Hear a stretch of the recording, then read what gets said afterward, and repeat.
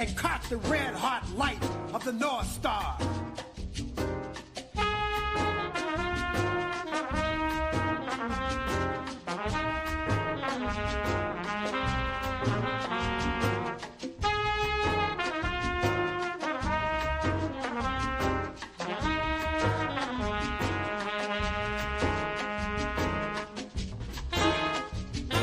She opened the earth, rocking with blood-soaked feet.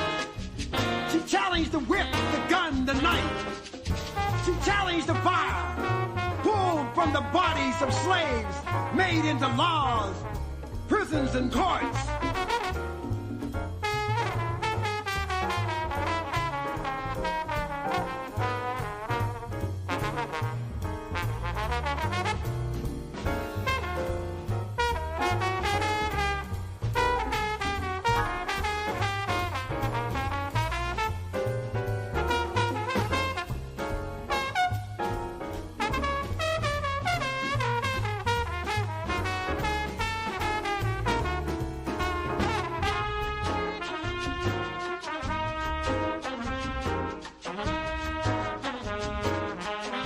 Screaming white-hot flames and agony, she challenged millions of headhunters, dragging and ripping apart impossible tender moments of time, shipping vessels of history, ancient history, destroying the fabric, the godlike claw of destiny of a people with a gun, a knife, a cannon, building the hideous wall of blood called slavery.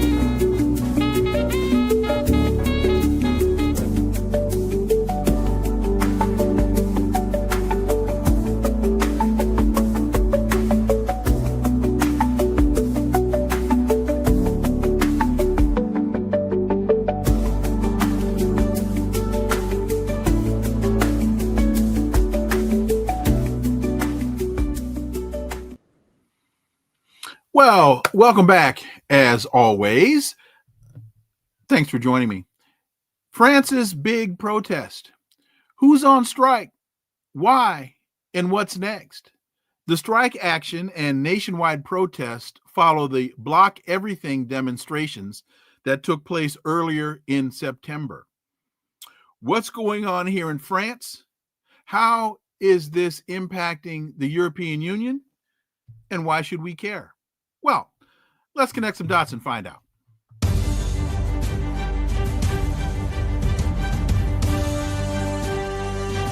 Connecting the Dots with Dr. Wilmer Leon, where the analysis of politics, culture, and history converge. Welcome to the Connecting the Dots podcast with Dr. Wilmer Leon, and I am Wilmer Leon. You know, with each show, my guests and I provide insight and analysis into current events and the broader historical context in which most of these events take place. I want to quickly look at a couple of headlines before we get to my guest. It's reported the next war could start in space. Inside Space Force's race to prepare. An exclusive look at a training exercise offered rare insights into how the secretive branch is preparing to fight the next war in space, an arena that for decades was regarded as a peaceful sanctuary. Here are a couple of things I think you might want to ask yourself. They say they're looking into how the secretive branch is preparing to fight the next war in space. Maybe this secretive branch is looking to start the next war in space. Usually, in my mind, in my experience, when you see articles like this, they're preparing you for what they perceive to be what's to come. This is what you call constructing consent. And they say that space was an arena that for decades was regarded as a peaceful sanctuary. The reason that space up until this point has been regarded as a peaceful sanctuary is because other countries had agreed not to engage in warfare in space and have signed treaties to that effect.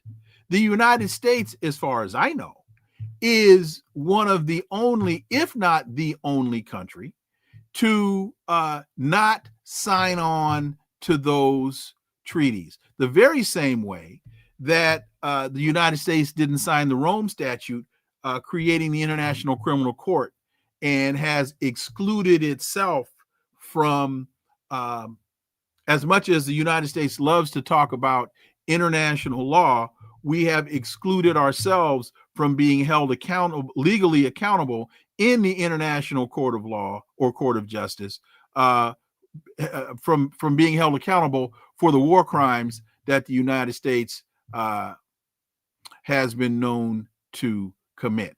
So that's one issue. Did you all know the U.S. vetoes the UN Security Council Gaza ceasefire demand for a sixth time? Quote, "Forgive us, Palestinian brothers, sisters," says Algerian ambassador to UN Amar Benjama after the devastating outcome. The United States vetoed a crucial UN Security Council resolution demanding a ceasefire in Gaza as Israel expands its scorched earth offensive in Gaza City. The resolution, approved by 14 of the 15 members on the council yesterday, called for an immediate, unconditional, and permanent ceasefire in Gaza respected by all parties, end quote. The release of all captives held by Hamas and other groups, and a lifting of restrictions on humanitarian aid to Gaza. This is Al Jazeera reporting. As expected, the U.S. vetoed the effort. Quote, "U.S. opposition to this resolution will come as no surprise," end quote, said Morgan Ortagus, the U.S. Deputy Special Envoy to the Middle East. Listen to this. Quote, "It fails to condemn Hamas or recognize Israel's right to defend itself, and it wrongly legitimizes the false narratives benefiting Hamas, which have sadly found currency in this council," end quote.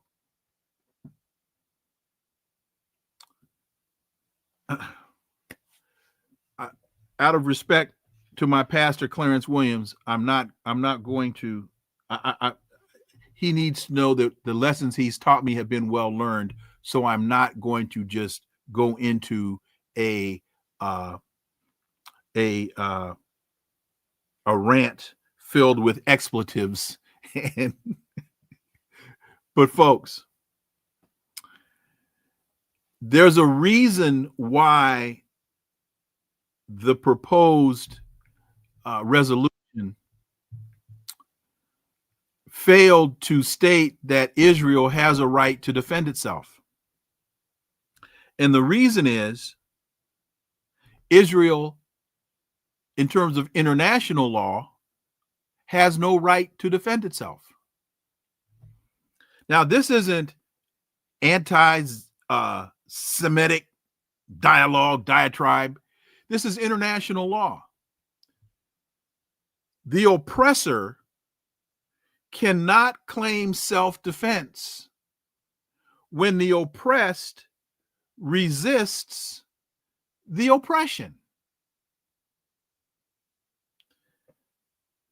And there's a reason why this region is called the occupied territories. It is because the Zionist government in Israel is occupying Palestinian territory. And under international law, the oppressed can use any means at their disposal to resist the oppression. That math is not hard to do. So for the U.S. Deputy envoy to Morgan Ortagus, the U.S. special envoy, to say this utter foolishness is beyond imagination. It defies, it doesn't pass the giggle test. With that being said, let us now turn to my guest. The issue before us is hundreds of thousands of protesters have taken to the streets across France this week against budget cuts proposed by the government under President Emmanuel Macron as the nation battles a high deficit and debt. More than a dozen trade unions joined forces yesterday, went on strike, and rallied people in large cities, including Paris, Lyon, Lille, and Marseille, to express anger against the economic plans. To discuss this, we turn to my guest. He's an American columnist. He's a syndicated editorial cartoonist. He's an author. And 9 out of 10 dentists surveyed say he's a nice guy. Ted Rall. Ted, welcome, man.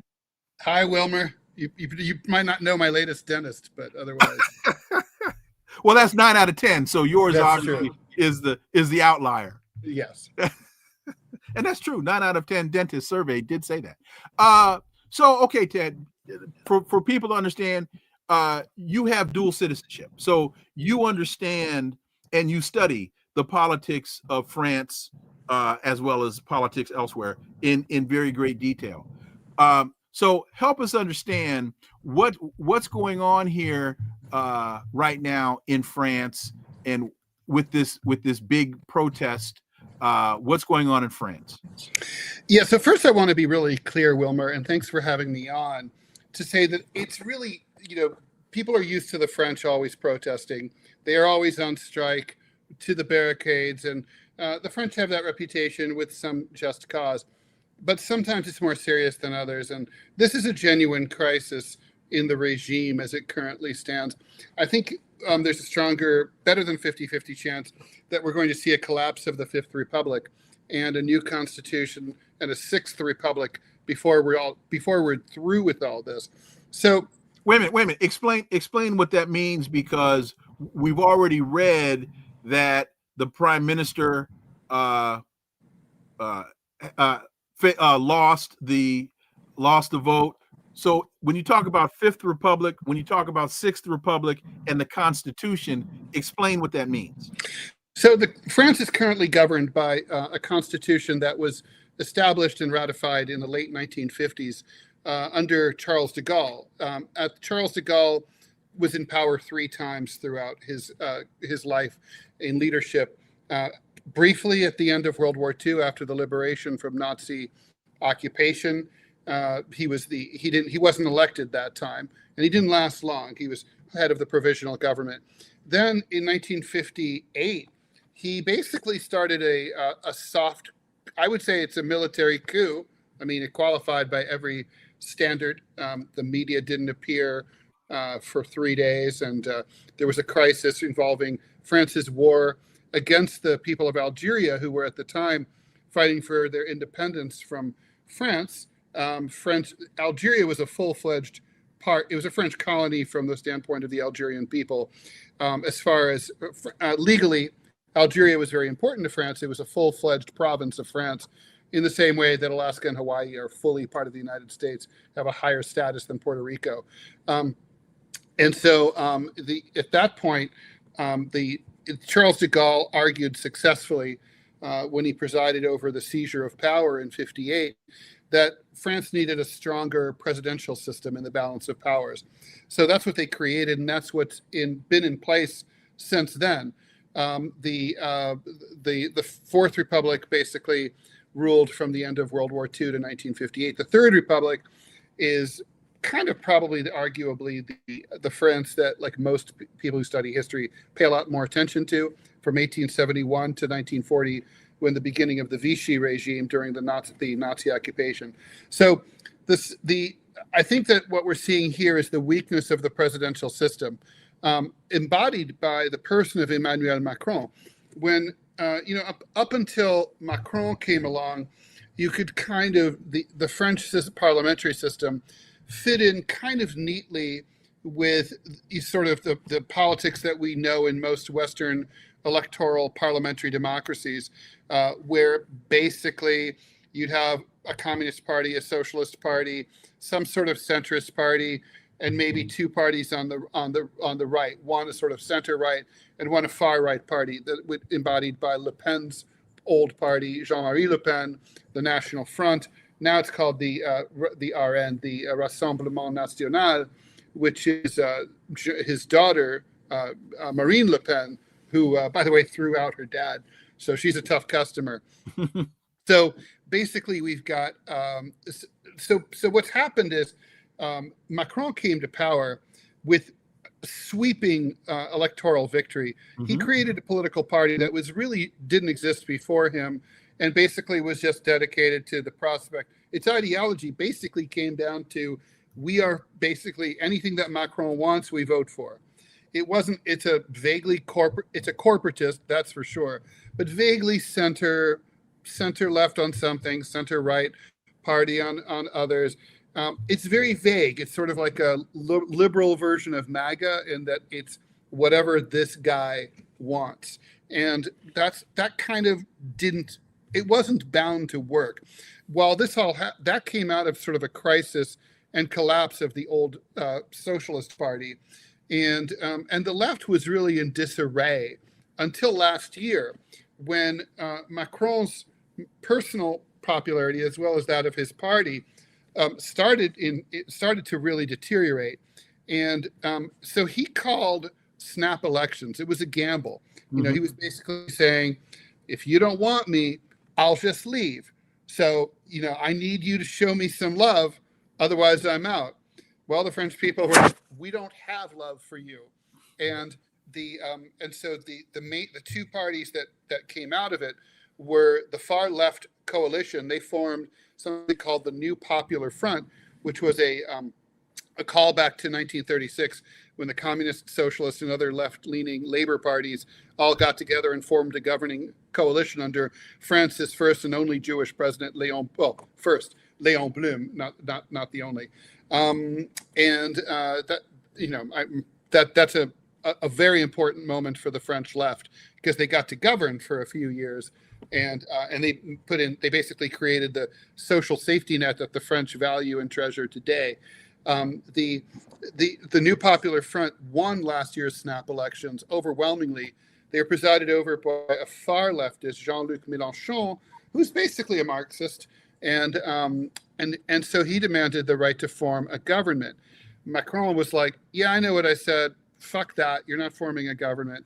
And so then all eyes turned to Marine Le Pen, whose party came in second in this snap election. Again, Macron was like, no, we're not going to let you form a party either.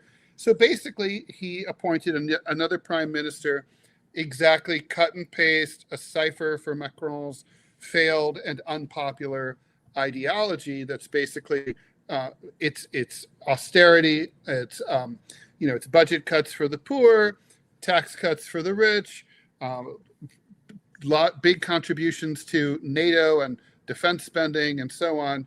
And all in the background of all this is, of course, France's support for Ukraine, which was problematic for a number of reasons. First of all, when the Nord Stream 2 pipeline got blown up and France started boycotting what other Russian energy resources were coming in previously, it really helped tank the economy into a sort of hard recession. So that didn't help. And at the same time, France has long historic ties to Russia that predate the Soviet Union, go back to the Tsarist era.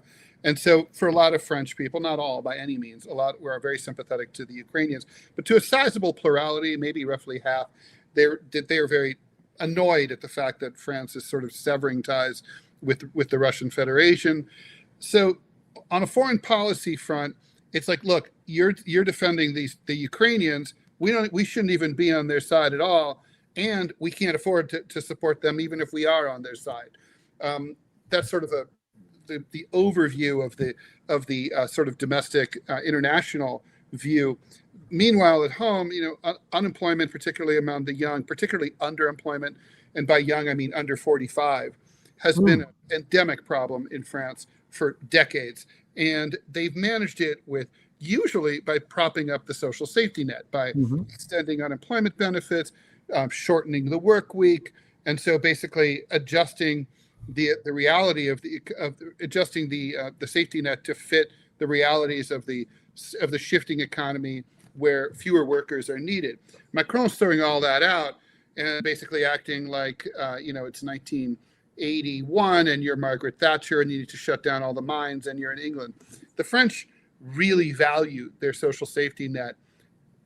It's hard to explain to what extent. It's like a religion. It's basically felt like it's one of the things that makes France, like eating a baguette in the morning. And so they're loath to give it up. And now they're being told by Macron, like, hey, listen, you've got to give up, you've got to give up even more. We want to increase the retirement age. We want to cut back your benefits. And why? Because we need to kick more money into NATO and spend more on defense because the Russians are coming to invade all of Europe and maybe take us over. Even the most hawkish Frenchmen don't believe that to be true for a simple reason that it isn't true. So the French are looking at a president who's got single digit or like barely above single digit approval ratings. He's despised. Now, he won't let the left form a government under Mélenchon because he's so radically opposed to the left. Marine Le Pen, he probably wouldn't allow her to form a government, but even if he did, she can't because she was recently convicted in a sort of minor embezzlement scandal, kind of like a lawfare type thing. And the sentence of the court was that she can't run for high office for 5 years. So he's got 2 more years left until the elections. I don't know how Macron survives this. He's now on his 5th prime minister in Bicornu, I think is his name, in 2 years. And I mean, it looks like he's going to be headed toward number 6. He just keeps appointing these center-right characters out of the finance sector who the French hate, and more to the point, didn't vote for. Right? Macron called the elections, and the French quite reasonably say, "You called the elections, we won, you lost. Why are you acting like we didn't win?" I mean, the French say, "We invented electoral democracy in the Western world. What are you doing?" And so, that's kind of like where things are right now. So, when you mentioned this could be the end of the 5th, what did you refer to it as? The Fifth Republic. The Fifth Republic. So this is. I just want to be sure that I understand this. So this is beyond Prime Minister Bayrou losing the vote of no confidence. If I understand what you're telling me, this is a tectonic shift within the constitutional structure. The Fifth Republic is beyond the current government. It is the current form of government. And so you're saying that could very well collapse as well. Correct. Okay. Yeah. So that's a big deal. And I think it kind of has to. I don't know how the Fifth Republic can survive with a weak centrist party. It assumes a centrist party that's able to form a governing coalition because of its internal strength and its ability to form alliances with smaller parties on the far left and the far right. That was basically true from the 50s until the teens. It's not true anymore because, ironically, the Socialist Party has been gutted, and there's the polarization of French politics, which Americans are familiar with. A similar scenario here. There's a lot more people. The far left isn't fringe anymore, and neither is the far right.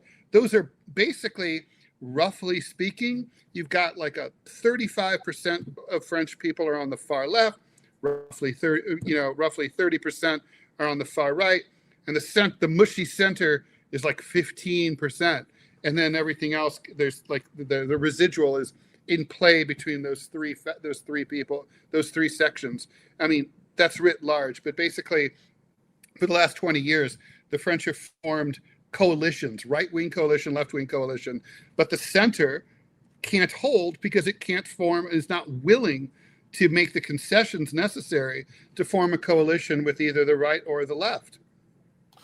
So now you've got, as it's reported by Al Jazeera, hundreds of thousands of protesters in the street, more than a dozen trade unions joining forces. And you said at the open that, yeah, people are used to protest in France, that in a democratic structure, France was at the forefront of this, off with their heads, let them eat cake, all that good stuff.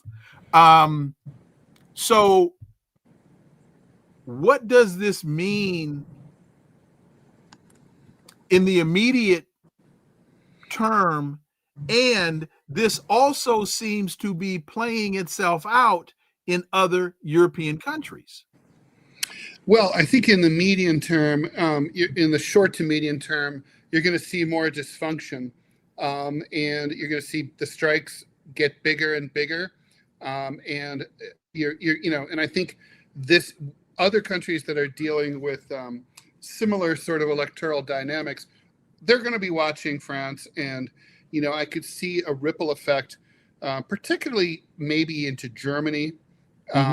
It remains to be seen. I don't really think it's this particular contagion will spread into Greece or Italy, but I think things have been. Didn't it start there? I mean, if we go back like 10 or 15 years in terms of neoliberal economic policies in Italy, neoliberal economic policies, I remember reading stories that the Greeks were looking to sell the antiquities because they were broke following this neoliberal economic trend. So it already started there. That's exactly my point, though. It's it's more like it's France is on a little bit late for the ride. Okay. So what they're doing isn't really going to spread to places that are already kind of processing this through. Okay. But Germany's late to the party, even later than France. I think these protests are going to get really, really big, and I think the country is going to shut down. There's going to be comparisons to May 1968, when the city of Paris was taken over by labor unions and college students and leftists. Started at the Sorbonne, and then it spread all over Paris and all over the country. And almost there was almost a communist revolution against the poor, hapless de Gaulle, who in the twilight of his life had returned to power. He almost had to flee in exile to go to West Germany. He came within 20 minutes, according to his own account, away from having to do that. So in this case, I don't think it'll get that far. France has become domestically heavily militarized. Its national police is brutal and will enforce the law and order viciously. But the French people know that, and the resistance will not be timid, and it will be fierce. But I think things will get worse before they get better. But ultimately, cool heads are going to prevail, and they're going to have to say, look, we need a different system. We need to amend the Constitution so that something like this can't happen again. We have to prop up the legislative branch under this system, and beef up the judiciary as well, perhaps. But certainly the parliament needs to get stronger in order to strengthen the party system. Right now, the party system is kind of a joke, except for the Communist Party and the few anti-capitalist parties and Marine Le Pen's far right party. All the other parties kind of come and go with every election.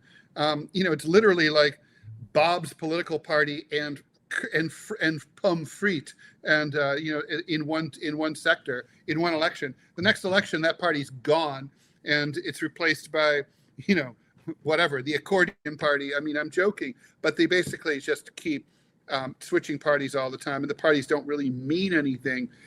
It doesn't work under the system that they have now. It doesn't work under the system they have now. And to that point, Carol Asbaram, thank you for that $10 super sticker. France has lost support of 3 African colonies, especially Niger, where uranium comes cheap for heating their homes. Also, Burkina Faso and Mali no longer give them cheap minerals. How are they affected by this? Well, I mean, I think it's more a matter of it's more a matter of prestige, which, is important in all societies, but particularly, France and the French presidency have a certain aura of majesty that they like to cultivate. And in the neo-colonial era, right, it's like, okay, well, we're not colonists anymore, but we like to have a colonial influence, and we like to think that we can kind of, if there's a crisis, for example, in Mali, we can send French troops and maybe, quote unquote, help out or suppress anything that's getting in our way. And so I don't think it's hitting them as hard in the pocketbook as it is. I mean, it is, it's a perfect storm. It's not helping, but I don't think it's decisive. I think it's more, I think what's going on in the Sahel is a reflection of the dysfunction at the Élysée Palace and within the corridors of power. I mean, things have gotten just downright silly. I mean, France is falling apart, and even as we speak, the First Lady of France is subjecting herself to physical tests to prove that she's a woman, so she can sue a right-wing influencer for libel. I mean, you guys have other things. You have better ways to spend your time. But the Élysée Palace is collapsing, so is 1600 Pennsylvania Avenue. True. And there seem to be incredible parallels between the two as it relates to the policies that are being implemented and the reaction that the public is having to the policies. It seems as though the United States is well behind the protests in France. That's the difference. Okay, but go ahead. Go ahead, Ted. Well, I mean, that's the difference, right? I mean, because, okay, so in France, the labor movement never got weakened and trashed the way ours has, right? Fewer than 9% of American workers are members of the labor union. In France, that number is like 3-4 times higher. The workers' rights are much more front and center there. They're like one of the main labor unions, the CGT, the Conseil Général du Travail. That was a Communist Party, a PCF affiliate. And it's like, PCF isn't really what it used to be. But the point is, everyone knows the history there. It's a militant union. They're able to get thousands, tens of thousands, hundreds of thousands of people out in the street if they want to, even people who are non-members. They have France has an organized left. They have a number of communist, Marxist, Maoist parties that are on the ballot in every election. Again, have militants who are trained and able to grassroots organize and get people out into the streets. When the French protest, they don't go on a Saturday every 4 months, providing that the weather is nice. They go on a Wednesday, and if they need to, they'll go over. It'll roll over on Thursday, and they try to shut everything down. And so that's the point here. We don't even have an opposition party, not even one, and we certainly don't have anyone in the streets. Right now, we have a minority party. Right. Not an opposition party. You can't even in a city of 8 million people scrounge up 50 people to protest in Times Square today, right? I mean, so it's bad. I mean, it's not to say that the will of the American people is lacking. The opinions are, as you say, Dr. Leon, very, very similar. But there's no organizers, and there's no organization. So if you go out and hold a sign, you basically feel and look like a fool, because you're by yourself. And so nobody wants to do that. It's human nature. People want to feel like hey, a big group of us are all going to go do this together so that it counts. They're not wrong. And so, but the French have that. And, the president of France wakes up every morning, or ought to wake up every morning, terrified of the people of France. I don't think the president of the United States ever wakes up afraid of the American people.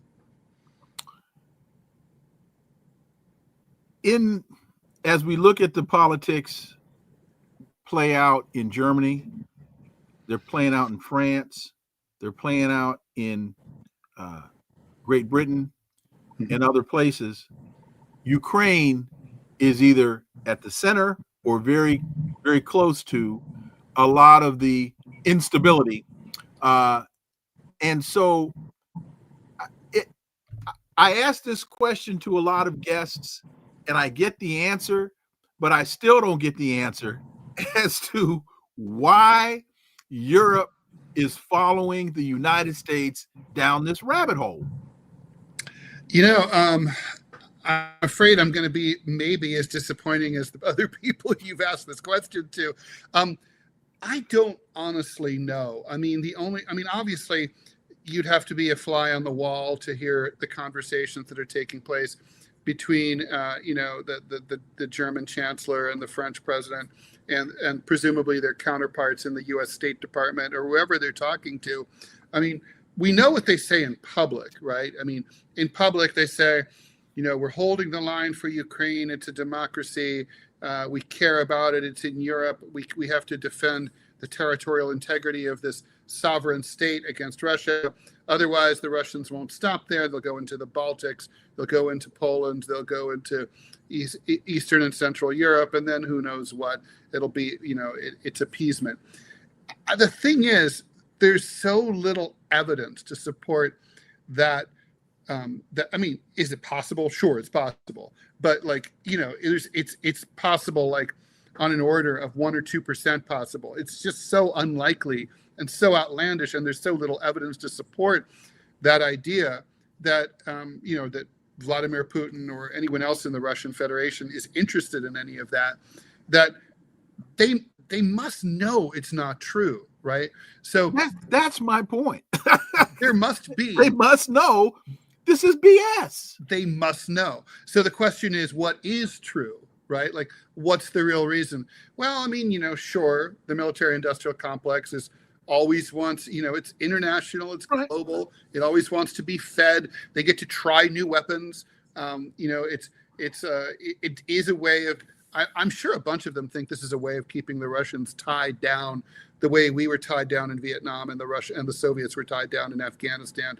And it bogs them down, it fucks them up and keeps them subject to sanctions. I'm sure they think that.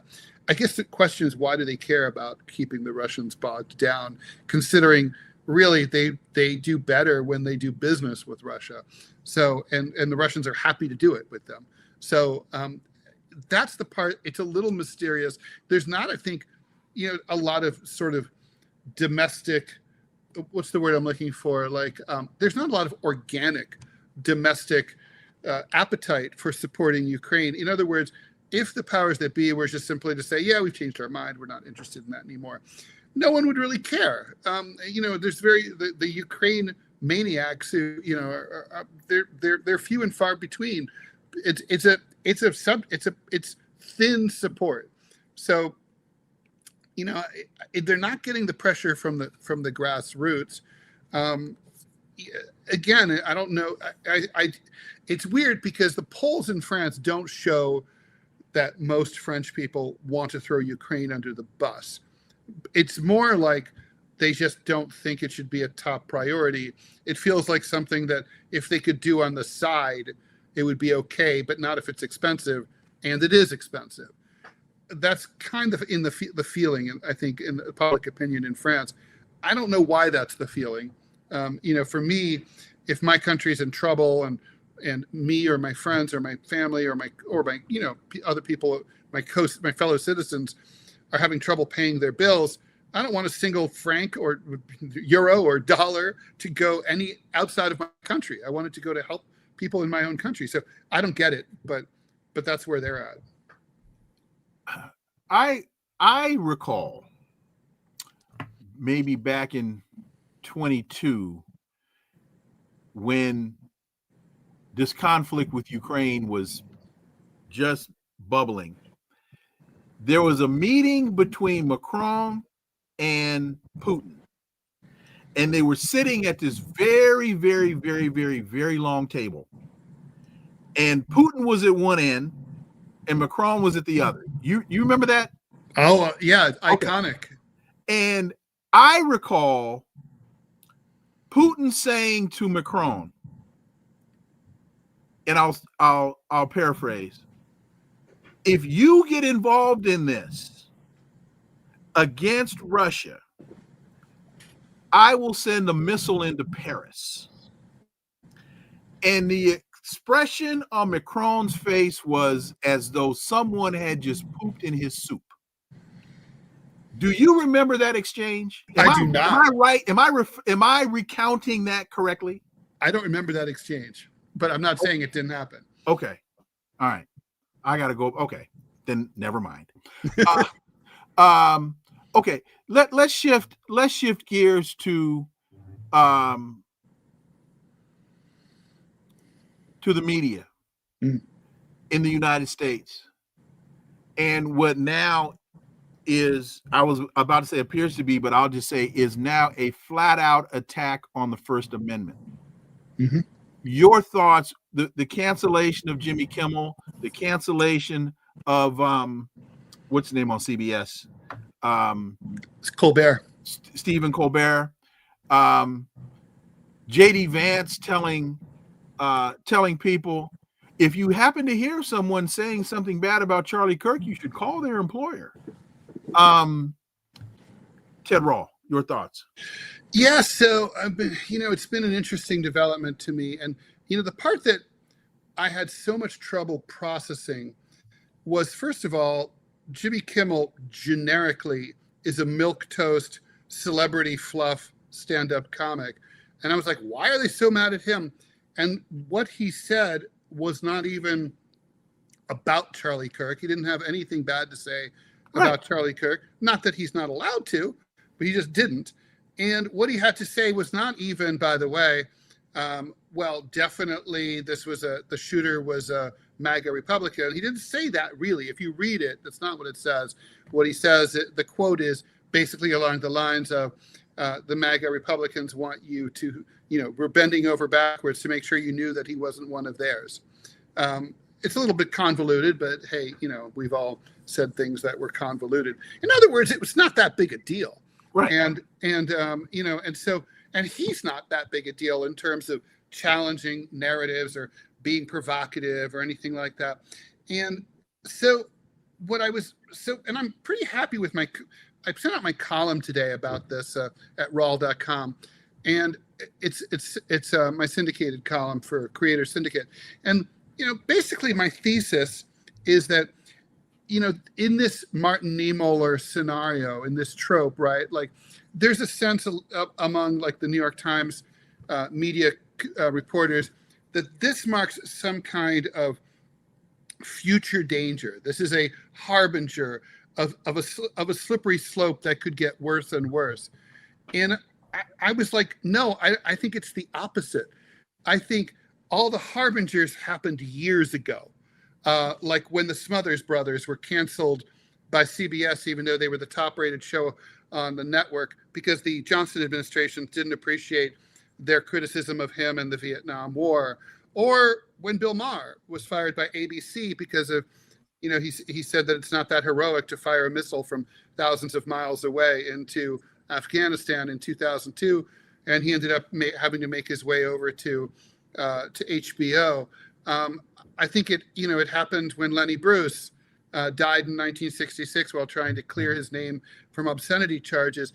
When newspapers got rid of all of their political satirical columnists, who were legion, and all of their political cartoonists.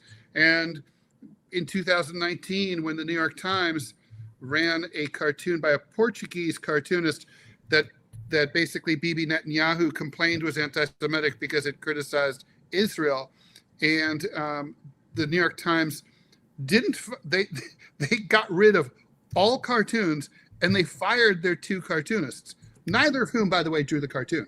And when all of that happened, and you know, my situation with the LA Times, I mean, you can go on and on and on, but basically the satire, edgy satire, ass-kicking political edgy satire has been carefully excised from American media and culture, and I mean newspapers, magazines, and they didn't follow them over to the online editions at all.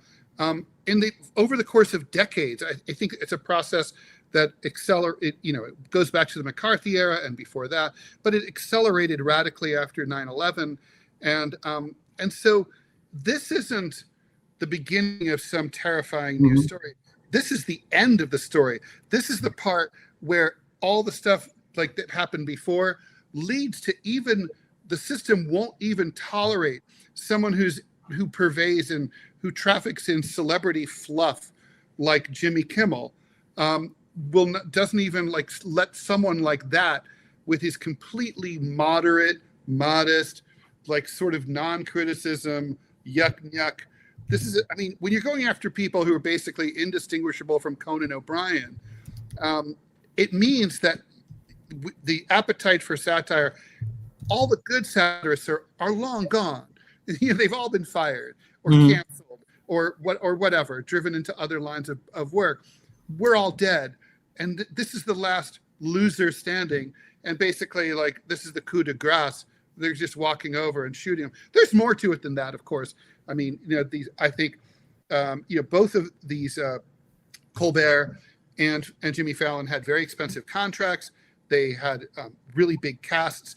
These were expensive shows, and the ratings really. Donald Trump's not wrong about that. They were bad. I mean, I was shocked to read that Jimmy Kimmel only had 200,000 viewers. I mean, there are. Right. I mean, think about like Joe Rogan, how many viewers he has, and they're not going to give him a TV show on ABC, but they should probably. I mean, they'd make money. The whole thing. So there's a lot going on. Both these networks had major mega mergers pending before the FCC. And I think that's key. That point is key. It is key. In terms of this was extortion. Right. This was flat out extortion. It's I'll let you finish. Gangster shit. Go ahead and explain it. It's gangster shit. It's like, nice network you got there. It'd be a damn shame if something happened to it. You know, or like, it'd be a damn shame if your merger fell through. Yeah, we'd hate to see that happen. Let's not make that happen. So, and it's also about exercising. I guess my point here is Donald Trump never lost any sleep over anything mean Jimmy Fallon ever said about him. He probably never said anything that was very mean either, because he doesn't really do very mean. Doesn't know how to do really mean. Give me a show, I'll show you really mean. But the point is, this is a power play for the Trumpies. We can come and go and do anything we want to whoever we want.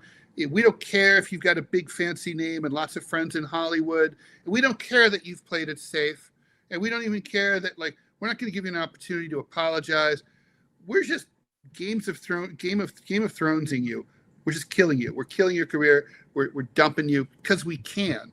So we should, if it's like, if you it's like the imperialist mentality. If you see a country lying around, you better invade it. If you don't, someone else will. It's very screwed up, but it's how they think. And it's not going to get any better before it gets worse. It's going to get worse. I mean, look, I think that, like, anyone who's currently got one of these late night shows is walking around with a target on their back and probably should get on LinkedIn right away. And, for whatever good that'll do them. They're going to come, look, they're now going to come after spaces where they've never been before. Like, cable TV's been a safe haven for super edgy content. Think about, like, The Sopranos, Weeds, Shameless, etc. And that's because they're not regulated by the FCC. Right. They can do whatever they want. Well, that's going to change, right? Congress is going to start subjecting them to these regulations as well. And, so that's where you're going to see, the big F word, fascism, really start to go on the march. And, they're going to turn their attention to the internet eventually. That's the final, that's the last Wild West where, people like you and I can do anything we want. And that's, the tech bros have imposed censorship. YouTube has, doesn't let everything on. But ultimately, then you're going to get what, we Marxists call a division in the ruling classes, where they're going to step on the toes of the Silicon Valley, tech titans. And then how that plays out. I mean, if the Trumpies are smart enough, they'll stop before they cross that Rubicon. But if they can't help themselves and they decide to take them on, that could go badly for them or not. Ted Rall, as always, man, thank you so much for your time. Greatly, greatly appreciate that analysis, squeezing us in today. Sorry, Wilmer, for being late. That's all right. But again, I it is true. 9 out of 10 dentists surveyed. Ted Rall is a great guy. Hey, man, appreciate it. Have a great weekend. Anytime. Thanks, Ted. See you later. All right, folks. I got to thank Ted for joining us today. Thank you all so much for listening and watching the Connecting the Dots podcast with me, Dr. Wilmer Leon. New episode on Monday. Not quite sure who my guest is, so stay tuned for that one. But trust me, to quote the Moon Man, it's going to be a big one. Follow us on social media. All the links are below in the show description. This is where the analysis of politics, culture, and history converge.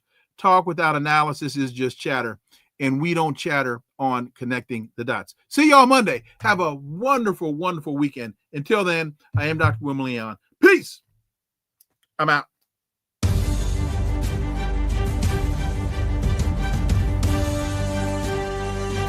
Connecting the Dots with Dr. Wilmer Leon, where the analysis of politics, culture, and history converge.